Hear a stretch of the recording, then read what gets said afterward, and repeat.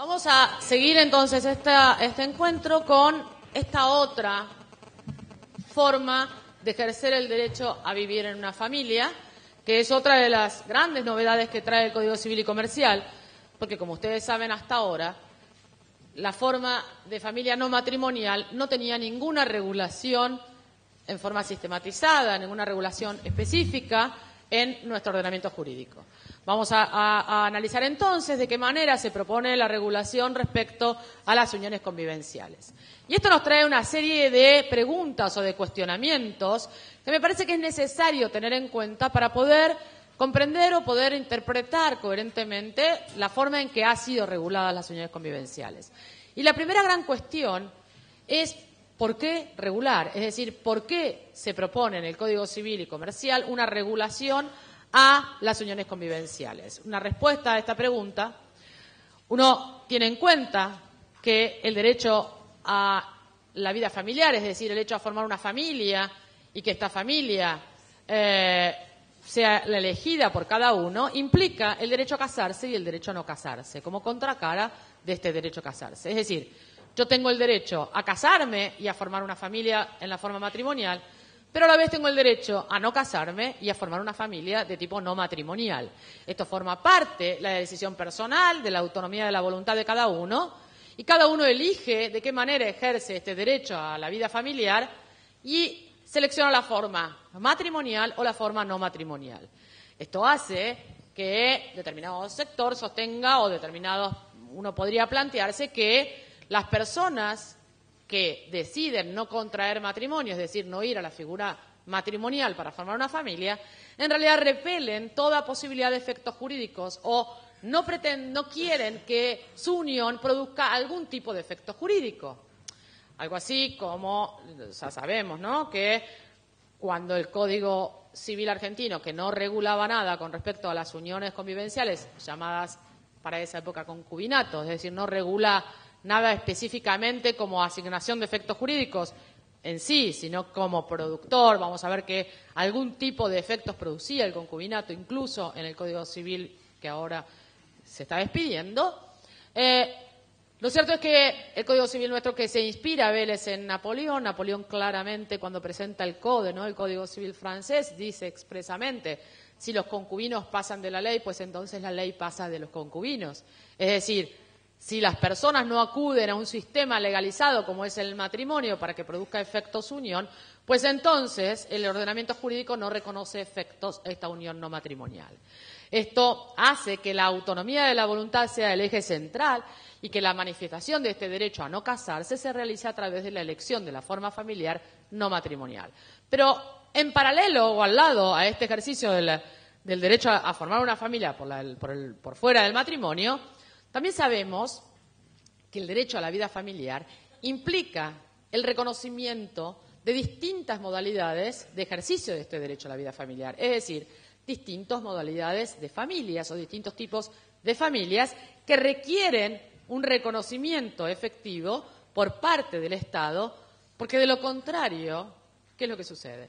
Incumple uno de los mandatos incluidos en la Convención Americana de Derechos Humanos, que ya la Corte Interamericana de Justicia la Corte Interamericana de Derechos Humanos ha establecido claramente que la familia no matrimonial también está incluida en el concepto de familia que trae el Pacto de San José, es decir, Argentina incurriría en responsabilidad internacional si no brinda algún tipo de protección jurídica a la forma de vida familiar no matrimonial. Y por otro lado, el principio de realidad, es decir, podemos decir, no, las personas que no se casan en realidad no están pretendiendo ni quieren que su unión produzca ningún efecto jurídico. Pero lo cierto es que cuando se termina ese proyecto común, cuando se termina esa unión, las personas recurren a los jueces para reclamar efectos jurídicos a su unión. Y la frase más escuchada es: no es posible, yo hace 25 años que vivo con él o con ella y no hay ningún derecho que me proteja, la ley no me protege.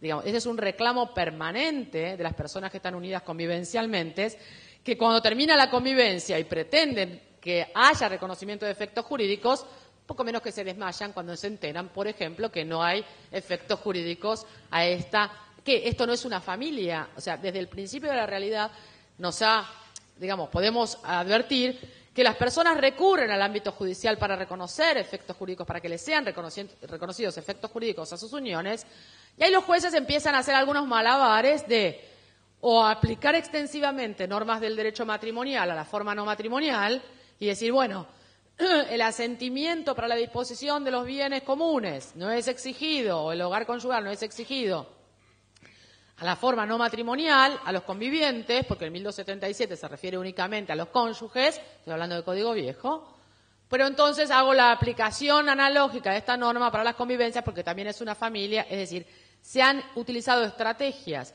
de hacer extensibles los efectos al matrimonio, a las uniones convivenciales, justamente en virtud de este principio de realidad que requería algún tipo de respuesta judicial reclamada por las personas. ¿En base a qué? En base a la solidaridad familiar. Es esto lo que está en el sustrato, así como en el posicionamiento de no reconocerle efectos jurídicos es la autonomía la que rige, también la solidaridad familiar funciona allí como un contrapeso a esta autonomía de la voluntad y requiere necesariamente que algún tipo de efectos sean reconocidos a las uniones convivenciales. Bueno, esto es lo que adelantaba que la Corte había establecido en el 2012 en Atala Rifo versus Chile respecto a que no existe en la Convención un concepto cerrado de familia y que otros modelos de familia también entran, o sea, por fuera de lo matrimonial, también entran en la Convención. Y esto hace necesario que Argentina tome posición con respecto a los efectos, a la extensión de efectos jurídicos a las formas familiares no matrimoniales. Cuando yo hablaba de los datos de realidad, esto es un dato que uno no puede soslayar, o sea, no puede dejar de tener en cuenta la realidad social a la cual está dirigida la normativa, porque las leyes están en función de las personas y no las personas en función de las leyes. La finalidad de la legislación es el ejercicio pleno de los derechos humanos de todas las personas. Y si uno advierte a través del último censo poblacional de la Argentina del 2010 que el 61, o sea, poco más del 60% de las familias son de tipo matrimonial y casi el 40% de las familias son de tipo no matrimonial, significa que las personas en la Argentina que conforman una familia optan por la forma no matrimonial en un número altamente significativo, porque el 40% de la población, es decir, de la totalidad de las familias que hay en la Argentina, sean de tipo no matrimonial, nos está diciendo que hay un número importante de personas que eligen esta modalidad de vivir en familia y que los motivos de esta decisión también son variados, porque también es variado en nuestro país y es completamente extenso y diferente de una zona a otra. Habrá quienes no recurren al matrimonio y que forman una familia y se contraen un vínculo familiar, pero no contraen matrimonio, por una cuestión, digamos, ideológica, ¿no? Que efectivamente no quieren que tengan efectos jurídicos su familia, porque su unión es libre, algo un poco jipongo, ¿no? De no quieren que esta decisión tenga efectos jurídicos y vamos por fuera de las normas y bla, bla, bla. Otro sector puede ser que en realidad sea casi digamos, habitual en su barrio, ¿no? Que la gente se va a vivir junta y que nadie se plantea demasiado bien que en realidad está ejerciendo el derecho a no contraer matrimonio y que está formando una familia por fuera, sino que se van a vivir. Otra persona puede ser que la cosa vaya sucediendo, ¿no? Un día me dejé el cepillo de dientes, otro día me quedé 3 días más de lo que habitualmente me quedaba, otro día digo, che, hacemos un lugarcito en el placar y déjame 3 cajones. Y de golpe pasó que estamos juntos, o de golpe me embaracé y bueno, y seguimos juntos, y se transforma una convivencia sin una decisión ideológica previa. ¿Se entiende? Se forma una familia desde lo fáctico, absolutamente fáctico, sin que haya un posicionamiento. O también puede haber provincias como, por ejemplo, habitantes de provincias del norte, porque esto también hay estudios sociológicos que lo constatan, que culturalmente están completamente habituados, es más, están completamente convencidos que es lo mismo casarse que no casarse y que van a tener los mismos efectos, su unión, si están casados o no, que pasan de largo de lo que dicen las normas y llevan adelante su vida sin tener en cuenta lo que establece el espectro normativo. Es decir, como las motivaciones por las cuales las personas no se casan, pero forman familias, son variadas, la legislación también tenía que tener en cuenta esta motivación, porque yo no puedo tener una actitud absolutamente abstencionista y no fijar efectos porque la gente que no se casa y que forma una familia no quiere efectos, porque no es verdad que todas las personas sea por este motivo por el cual se va a vivir juntas. Y porque la realidad ha demostrado la insuficiencia de este sistema abstencionista, que fue el primer sistema originario del Código Civil de Vélez. el no reconocer efectos, ningún tipo de efectos, no fue suficiente. ¿Por qué? Porque fue necesario que a través de legislaciones y distintas legislaciones se reconocieran efectos jurídicos a las uniones convivenciales o a las convivencias de pareja o al concubinato.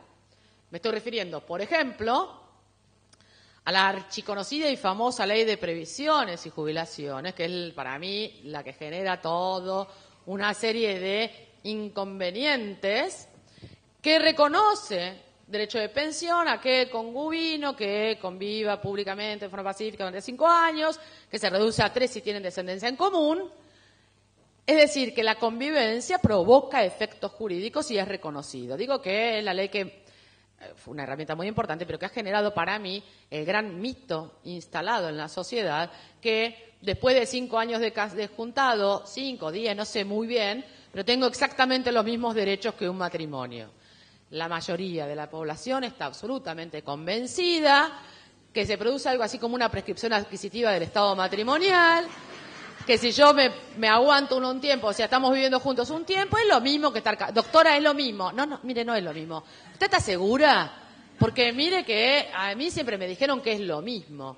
Los mitos populares es lo más difícil, porque de construir estos mitos populares genera muchos problemas de confianza incluso, y la gente entonces no está ejerciendo la autonomía de la voluntad cuando decide no casarse, porque no lo sabe, porque está convencida o cree que aunque no esté casado, tiene la misma cobertura que si está casado.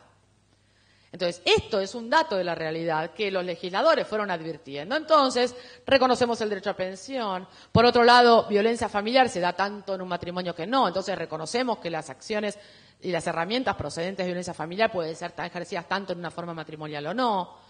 En cuestiones relacionadas, por ejemplo, con donación de órganos, familia, ¿qué es familia? Familia no puede ser nada más que la familia que surge del vínculo legal, por lo tanto el conviviente también tendría que poder donar órganos y puede haber posibilidad de trasplante. Bueno, a través de distintas legislaciones entran a reconocerse efectos jurídicos a las convivencias, pero claramente de una forma dispersa, porque no había un organigrama, un estatuto específico de efectos jurídicos a las uniones convivenciales.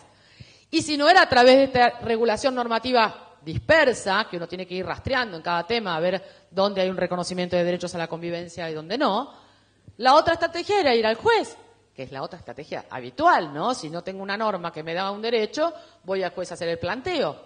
Y los jueces, como les estaba diciendo antes, comienzan a dictar sentencias, sea echando mano a derechos humanos, esenciales básicos, a los intereses de los hijos. Estoy pensando en la posibilidad de constituir un bien de familia, por ejemplo, estoy hablando todo en la regulación del Código Civil todavía vigente, en donde como no son familia para la 19, no, ¿se acuerdan la 14.394 que establece el 38 quién es familia y quién no, y la familia es matrimonial nada más? No se permitía a los convivientes, a los concubinos, constituir bien de familia. Entonces esto los jueces tuvieron que salir a decir, no, pero en realidad el interés de los hijos es familia igual. Bien, todas las estrategias judiciales para tratar de reconocer efectos jurídicos a las familias no matrimoniales en tanto y en cuanto son familias. Por lo tanto, la situación ante la que nos encontramos es una legislación, un ordenamiento legal que ignora a los efectos de las uniones convivenciales, pero que ciertas normas reconocen consecuencias jurídicas, y si no lo reconocen las normas, son los jueces los que establecen la extensión o no de los efectos jurídicos de las uniones convivenciales. Ahora, estos temas estaban pendientes incluso desde el ámbito judicial, porque aquí sí que no había ni siquiera sentencias judiciales respecto a esto, que tiene que ver con los efectos que genera entre los convivientes la convivencia, es decir, si es una forma de vida familiar, pues entonces también genera efectos jurídicos entre los convivientes. No es un extraño la persona con la cual estoy formando una familia, por lo tanto contraigo derechos y obligaciones entre los convivientes. Efectos durante y efectos al cese, algo tengo que ver con la persona con la que estoy terminando esta convivencia, por lo tanto algunos efectos provoca el cese. Y efectos de las uniones convivenciales frente a terceros. Esto es todo lo que viene a regular a través del título tercero, el libro segundo de las relaciones familiares, matrimonio y uniones convivenciales. Otra buena estrategia para abordar el código nuevo es ir al índice.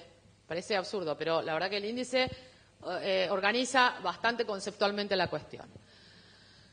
Entonces esta es la segunda cuestión. Si podemos comprender que era necesario ofrecer alguna regulación en virtud de todos los argumentos que veníamos hablando. La otra cuestión es cómo regular, porque es sumamente importante saber el cómo regular que esté fundamentado en el por qué regular. Es decir, hay una relación interna allí en la extensión de los efectos a reconocer, teniendo en cuenta los motivos por los cuales fuera necesario regular.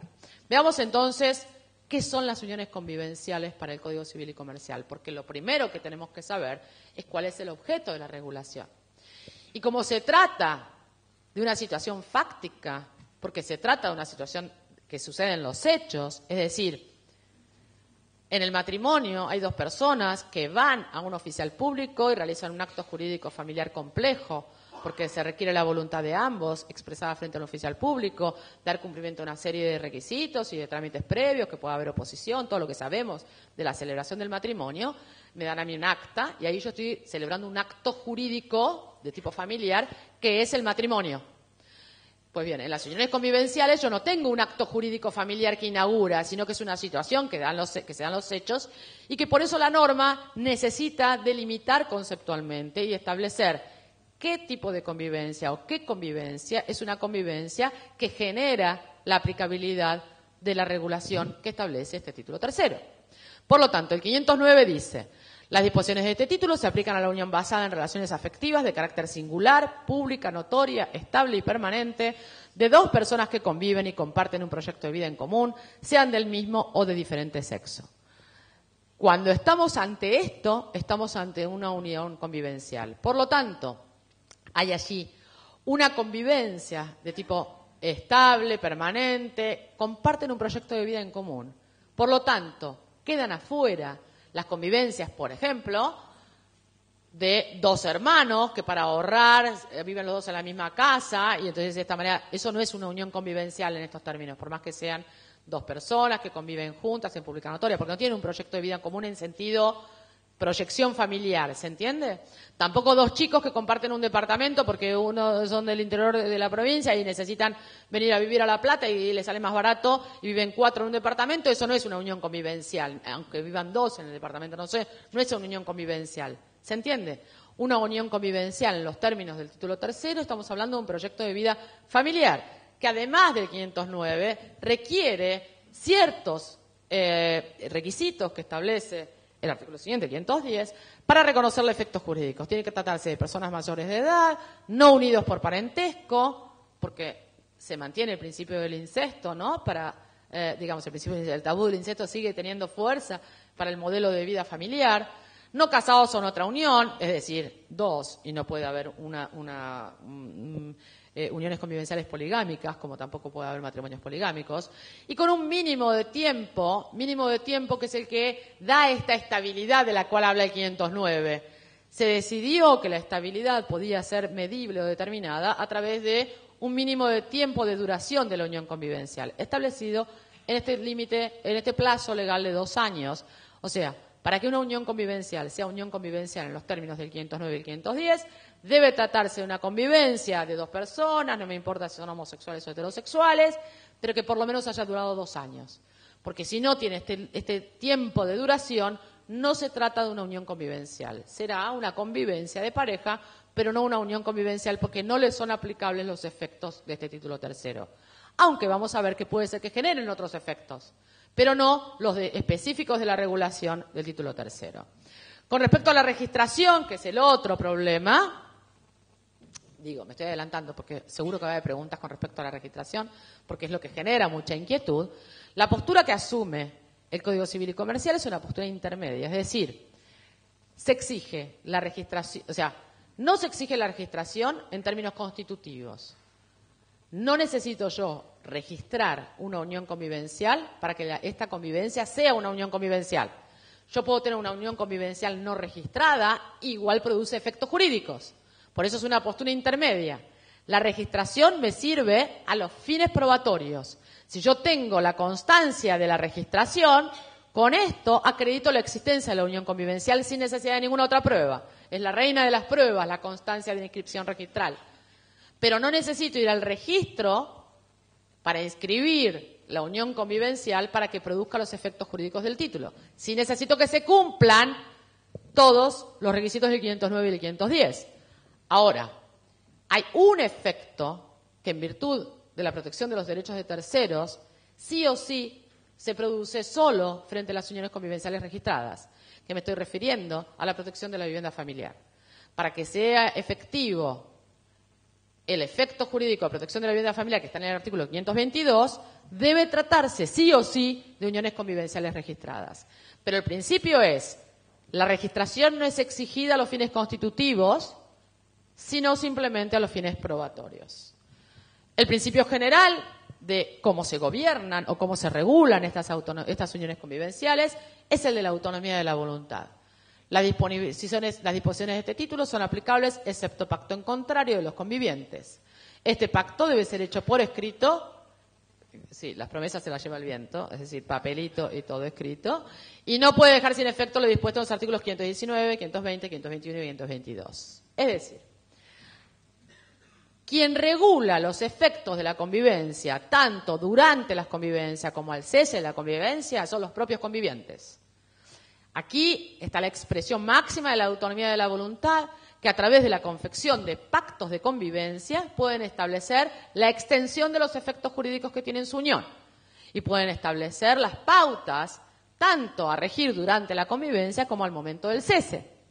Ahora, esta autonomía de la voluntad no es absoluta, hay un límite. Bueno, límite dado porque tiene que ser hecho en forma escrituraria, o sea, por escrito, y aclaro desde ya que no se exige la escritura pública para esto, con lo cual es un espacio de trabajo de los abogados, porque es a través de un instrumento público un instrumento privado que podrá realizarse. Pero tiene un límite, le estaba diciendo, un límite establecido por este régimen primario, este piso mínimo obligatorio, que la autonomía de la voluntad de los convivientes no puede saltearse. Son estos 4 artículos los que fijan este régimen primario básico y obligatorio que funcionan como límite infranqueable a la autonomía de la voluntad. Por lo tanto, con respecto a la regulación del título tercero, yo puedo tener 2 situaciones con relación a las uniones convivenciales. Que haya pactos, es decir, que los convivientes hayan celebrado pactos o que no hayan celebrado pactos. Si celebraron pactos, a su vez, puede ser que hayan celebrado pactos sobre absolutamente todo, muy previsores y muy puntillosos, y celebraron pactos sobre todos los aspectos. Allí será aplicable la autorregulación que ellos han diseñado para su vida familiar con el límite del piso mínimo obligatorio del régimen primario básico de estos 4 artículos. Pero también puede ser que hayan celebrado pactos y no hayan completado totalmente todos los temas. Es decir, que hayan pactado, por ejemplo, con respecto a la atribución de la vivienda, quién se iba a quedar viviendo, pero no hubiesen pactado nada con respecto a la procedencia de compensación económica. Con lo cual, será aplicable lo que hubiesen pactado, pero sobre lo que guardaron silencio es aplicable el título tercero. ¿Se entiende? Por eso dice la norma pacto en contrario. Todo lo no pactado es aplicable el título tercero en forma supletoria porque la regulación es supletoria. No significa que habiendo un pacto imparcial corra la aplicación del título tercero. ¿Estamos? Un pacto parcial, ¿no? Un pacto que no contemple todo. Ahora, aun cuando se hubiese guardado silencio de algunos aspectos, también rige el límite del régimen primario básico. Y si no se celebraron pactos, allí sí funciona la supletoriedad absoluta del título tercero y se va a resolver todos los efectos que pudieran haberse generado entre ellos a través del título tercero y también es aplicable el régimen primario básico y obligatorio. ¿Cuáles son estos 4 artículos famosos que integran este piso mínimo obligatorio y que genera esta cosa de, no, al final ahora si me voy a vivir con alguien, ojo que produce efectos? Sí, claro, produce efectos. ¿Cuáles son estos efectos? Estos no podemos escapar. Esto es lo de mínima, de lo cual no podemos escapar. Asistencia durante la convivencia, contribución a los gastos del hogar, responsabilidad solidaria por deudas del hogar o hijos comunes, protección de la vivienda familiar a través del asentimiento requerido por el acto de disposición que pueda realizar el conviviente titular, asentimiento requerido al no titular, y la de establecer la no ejecutabilidad de las uniones de la vivienda familiar en donde se lleva adelante la vida familiar de esta unión convivencial. Este último artículo de la protección a la vivienda es el que funciona solamente para las uniones convivenciales registradas. Es decir, que puede haber uniones convivenciales registradas o no registradas. Para que sean uniones convivenciales tienen que cumplir con los requisitos del 509 y 510. pero no necesitan estar registradas para producir efectos. Todas van a producir efectos, salvo el 522, que solamente las registradas las va a producir. Por lo tanto, claramente que se coloca en mejor posición una unión convivencial registrada que una no registrada. ¿Estamos? Pero no es necesario registrar para obtener la protección. La asistencia durante la convivencia es sencilla, porque la asistencia durante la convivencia se limita solamente a la convivencia. No hay ningún tipo de proyección de alimentos entre convivientes durante la separación de hecho. Lo estoy haciendo como en comparativo con el matrimonio. Así como vimos que hay alimentos en la separación de hecho para los cónyuges, no lo hay previsto en el piso mínimo obligatorio para los convivientes. Yo estoy obligada a sostener a mi conviviente, pero hasta el momento que dure la convivencia. Con respecto al deber de contribución, remite directamente el 520 al matrimonio, es decir, establece la norma del 520 la misma modalidad de contribución por las cargas del hogar al matrimonio. Hay aquí sí una equiparación total de los efectos en el aspecto interno de la relación entre convivientes. Es decir, ¿qué es lo que tienen que soportar? De los gastos de mantenimiento del hogar, el pago de la factura de la luz, el supermercado, todo lo que implica el día a día de la convivencia, poco importa si están casados o no están casados. Este deber de contribución es lo mínimo, digamos, es la de mínima para que esto se refleje en la vida familiar tanto en un matrimonio como en una unión convivencial. ¿De qué manera? En proporción a los recursos. Así también establece el artículo, no me acuerdo ahora, 462 creo que es, o 461, el artículo del matrimonio, establece que la obligación de la contribución a los gastos del hogar es en proporción a los recursos. Si yo gano 100, tengo una mayor proporcionalidad con respecto a las cargas del hogar que el que gana 10. Es en proporción, no es 50 y 50, ¿no? No es 50 y 50 en el sentido de los gastos que se producen, sino en proporción a los recursos. ¿Qué es lo que uno está obligado a contribuir? Su propio sostenimiento, el del hogar, los hijos comunes y las necesidades de hijos menores de edad con capacidad restringida o con discapacidad de uno de los cónyuges, dice el 461, pero que remite en la convivencia en esto igual, que conviven con ellos. Es decir, ¿contraigo yo responsabilidad alimentaria con respecto digamos, al pago de los gastos del sostenimiento de los hijos de mi conviviente? Sí, estoy formando una familia. Si estos hijos, y esto también está reflejado en la familia ensamblada que trae la regulación específica del progenitor afín, que así lo llama y seguramente Marisa lo hable después, también con respecto a los gastos, a la contribución de los gastos del hogar, se equipara, si yo contraigo obligaciones con respecto a los hijos de mi cónyuge, también contraigo obligaciones con respecto a los hijos con mi conviviente. Y esto no puedo en un pacto dejarlo excluido. Y por otro lado, fórmula sumamente importante y novedosa que aparece en el Código Civil, que el trabajo en el hogar forma parte de la contribución en las cargas. Es decir, quien se encarga de ese trabajo espantoso, tedioso, rutinario, ¿no? De hacer las camas y el otro día hay que volver a hacerlas porque se deshicieron, y al otro día hay que barrer porque se ensució, ¿no? Esto es una forma de cumplir con las cargas. No puede ser exigida la contribución en las cargas. Y esto es importante, no es un dato menor. Eso, otra vez una herramienta, una estrategia de visibilizar el trabajo doméstico que habitualmente recae en el ámbito de las mujeres, que también debe dejar de recaer prontamente. Voy a hacer la campaña al respecto. Con relación a la responsabilidad por las deudas, es decir, la contribución en las cargas se refiere al aspecto interno, como decía Zanoni, ¿se acuerdan, no? El ámbito interno de los dos convivientes, de qué manera tenemos que soportar los gastos de nuestra familia. En cambio, la responsabilidad por las deudas es el ámbito externo, es decir, yo acreedor, ¿qué patrimonio de agresión tengo cuando mi deudor está casado o está en convivencia? Exactamente, en una unión convivencial. La responsabilidad por las deudas que establece 521 es exactamente la misma que si estuviesen casados los convivientes. ¿Cuál es esta responsabilidad? Es una responsabilidad solidaria por las deudas por el sostenimiento del hogar o educación de hijos menores de edad. Es decir, este tipo de deudas tiene establecida una responsabilidad solidaria, al igual que los cónyuges. Que esto es una importante modificación a cómo venía el Código Civil, el que termina, porque se acuerdan que teníamos estos problemas con el 5 y 6, el principio de responsabilidad separada, que lo mantiene, por supuesto, el Código Civil y Comercial, pero que en las deudas del artículo 6 de la 11357 la excepcionalidad en donde yo podía ir contra los frutos, primero que solo podía ir contra los frutos de los gananciales, y segundo, que estaba dudoso a ver si se trataba de una deuda concurrente o no, es decir, yo tenía que agotar primero con mi deudor para después ir al cónyuge de mi deudor, o si podía ir a cualquiera de los dos. La solidaridad implica que yo puedo ir contra cualquiera de los dos. Ambos están en el mismo pie de igualdad, sean cónyuges o sean convivientes. Tratándose de este tipo de deudas, que son las deudas relacionadas con el sostenimiento de la familia y de los hijos, es decir, yo, abogada del colegio privado de un chico, que están adeudando 5 cuotas, y tengo que iniciar juicio, tengo que saber cuál es el patrimonio de agresión, si yo puedo embargar un bien o no, después qué sueldo puedo embargar. La solidaridad implica que ambos están en un pie de igualdad, sean cónyuges o sean convivientes. ¿Se entiende?